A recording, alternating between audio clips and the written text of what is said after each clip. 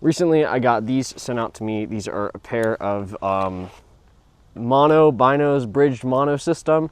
They're not even like fully commercially available. You can go and buy them off Discord or like eBay and stuff like that. There's not even really a name to them, but they have a lot of features I really like. I got them sent to me for free, disclaimer, but I wasn't even like required to make a video on them. They just wanted me to check them out. And they're pretty cool. They're really cheap. Like I think under $200 for this like bino system. And yeah, so I kind of want to take the chance to do a quick B channel, you know, like quick talk about it, rant, and then do some stuff with the new helmet setup, because as I said, the helmet video is coming out soon. And just kind of talk about it, I guess, because there's some things I really like about it. So let's get right into it. And once again, if you have any questions about this or anything at all, just leave it in the comments. I still get to all the comments on the B channel. So thank you guys if you're watching this.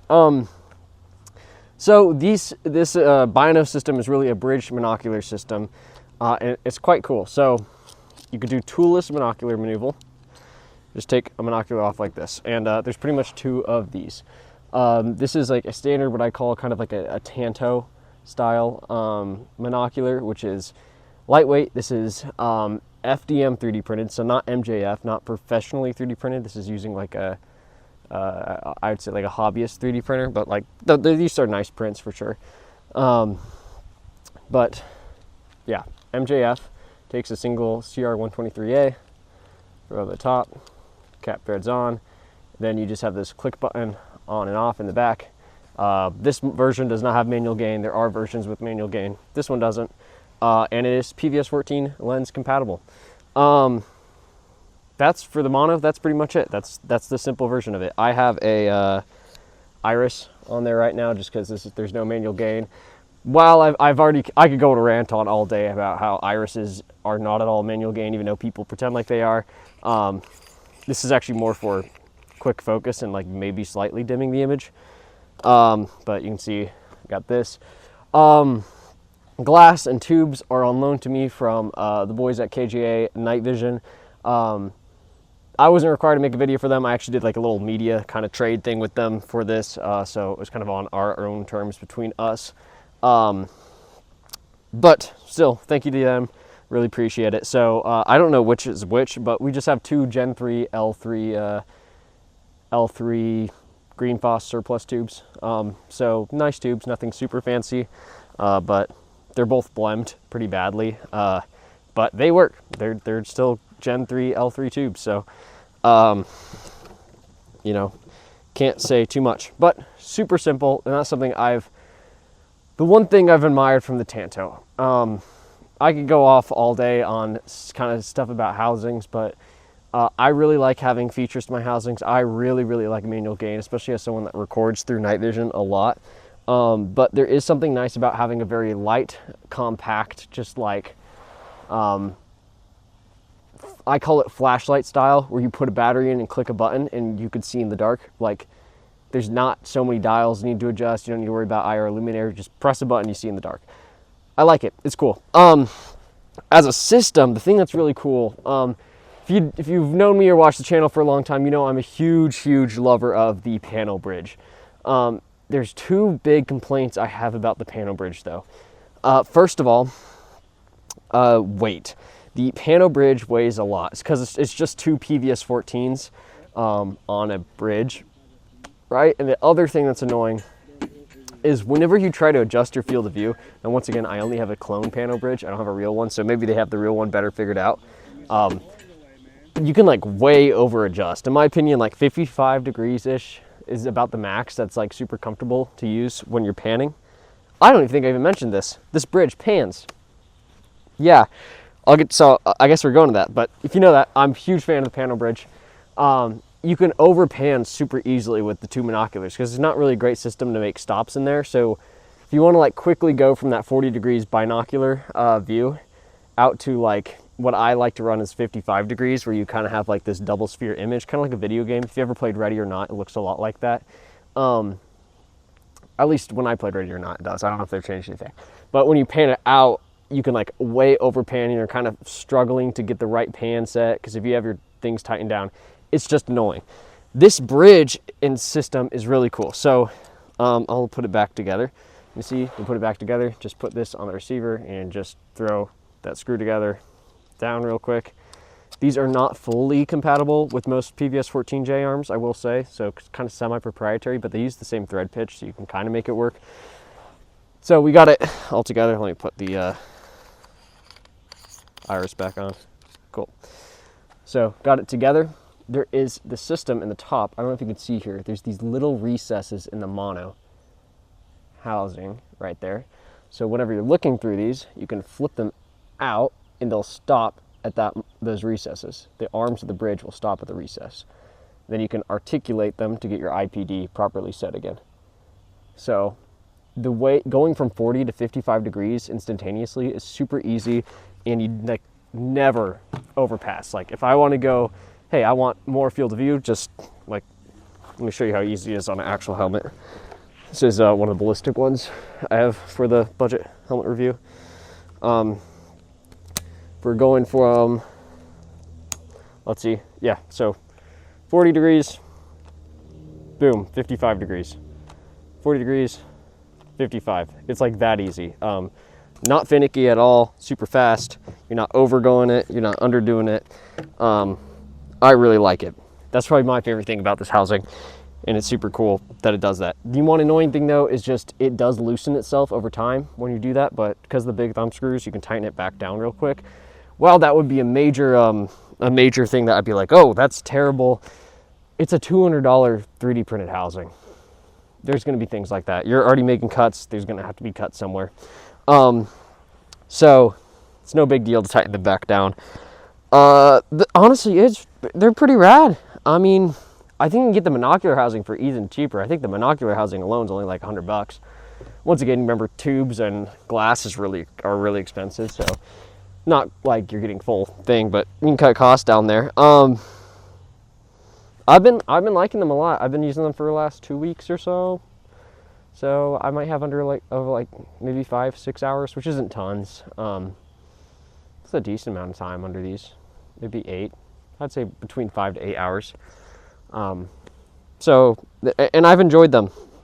They're fun to use. They're not perfect though, and probably my biggest complaint with 3D printing and night vision is lens fitment. This thing, I can't wait to ditch this thing one day.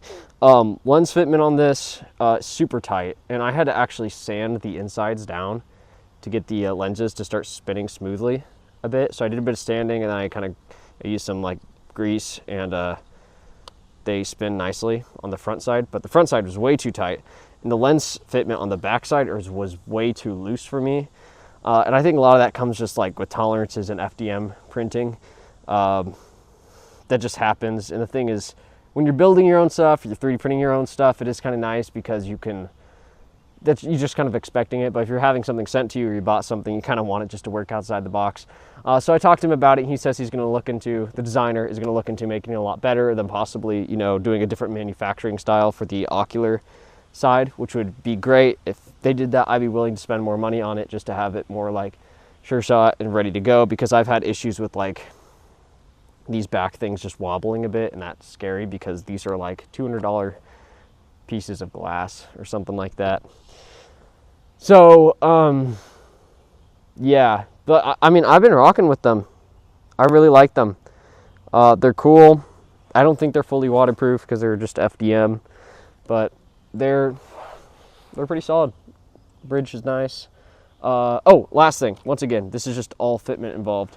Fitment with the J dovetail is not fantastic. It wobbles a lot, but even real Wilcox dovetails do that. You have to shim them to get them to fit sometimes. So I don't know. He says he's going to be working on better fitment, but in the meantime, I'm just going to probably throw some tape on there, call it good. But yeah, solid, very cool. Vinyl housing though. Nice, simple, and easy. I really like seeing stuff like this. Probably the biggest thing I really like, I guess, as a whole scheme of things, and I know I've already said, I really like bridging, I mean, like panning.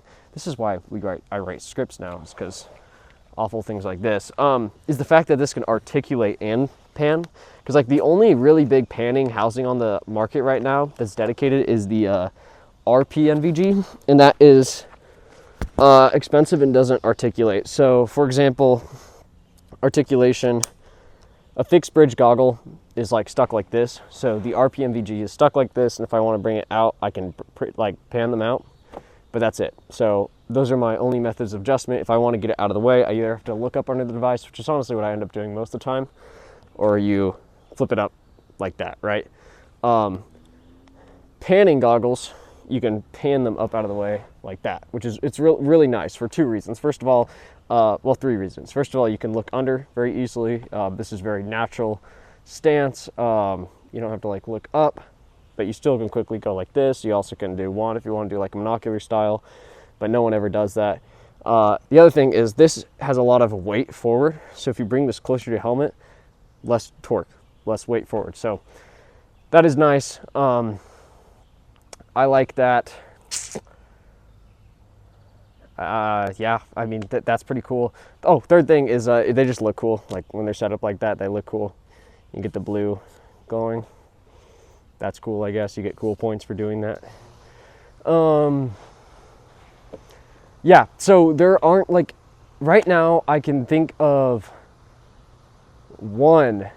I actually don't think there's a single like major company that has a production version of a, or at least I've not seen any in like anyone, consumers' hands of a housing that is able to do this. They exist. There's the MH1 has a panning housing that's coming out very soon. I haven't seen anyone got that, but that will be super cool. But that'll be around 2,000 and some change just for the housing. No glass, no tubes. That will be a super cool housing. I'd love to get my hands on that because it's magnesium. It's like super durable and it does all that. There's the Mod 31 that is coming soon, and that is like, the idea is it has the same weight as a PVS 31A, but with mil-spec glass, and it has the articulating and panning and manual gain. So that is going to be a super cool housing that's coming soon. That's around $1,700. So not as bad, but it's still, I mean, these are all premium features. They're premium housings. They're not 3D printed. They're like well made. And then there's the DTNVS Wangle, which as far as I can tell, that's vaporware, but that is probably one of the coolest looking goggles I've ever seen. But it's very cool to have these features in my hand because the Pano Bridge does that, except it's not like a full system. And I know this is still a bridge system, but this is like, you can tell this is built. There's the stops. All these binos have those stops, and those stops are so important to having a very like fluid system, which I don't know, I just love it. So I'm really excited to see this. I like the setup. It was enjoyable to use. Not too heavy at all. I mean, I ran this for a couple hours last night, and this is a ballistic plus binos, and I was fine. I'm very excited to do a review on this helmet. The padding on it's so nice. And yeah, let's see. Other news, helmet setup script's almost done. I have like most of the helmets all set up. We're doing like pretty much 3 like fully set up helmets for this video at different budgets. It's gonna be kind of cool. Let's see. We got the, yeah, I mean, that's about it. I'm kind of running out of ideas. If you got any questions, let me know in the comments. Major thank you to the guy that sent me this. These are rad. If you want, I'll like pin him somehow. Or I'll talk to you later, I guess. We'll get it in the comments, so you'll probably be in the comments. Cool system. I like it. Yeah. Oh no. So I guess like the one thing we could talk about use case. I always like talking about that. I think this could be a cool transition goggle or something like that. The issue is like, or something to check out. Actually, that's a great thing. This is the cool use case for this is like, check out if you like panning. This is a great way to check that out because the bridging 214s is like a little annoying and you'll probably hate it just because the weight, especially if you came from a dedicated bino system, which those are like good ones are light generally, compared to a bridged 14. It is something where it's like, oh, so you have like, I mean, 2 Gen 3 tubes and sets of glass, you're looking at like $3 grand at least there. So, I mean, at least, yeah. So you're like, oh, you have $3,000, you really just bought a $200 housing to hold $3,000 worth of components. I totally understand that. I get that. In all honesty, if someone was like, hey, you need to go to war with this or a panel bridge, I would take a panel bridge. I'll be honest, just because it's two 14s. 14s are more reliable. But for hiking, stuff like that, I've actually really enjoyed these just because they're a little bit lighter, and the stops are nice. So I like the concept a lot. If I wanted to see it fully integrated, I'm really excited to see this concept fully integrated into things like the Mod 31 and MH1, stuff like that. But yeah, I'm actually done now. Yeah, thank you guys so much. Hopefully the audio worked, because I think my microphone's like about to die. Oh boy. Yeah, okay, well, thanks. Bye.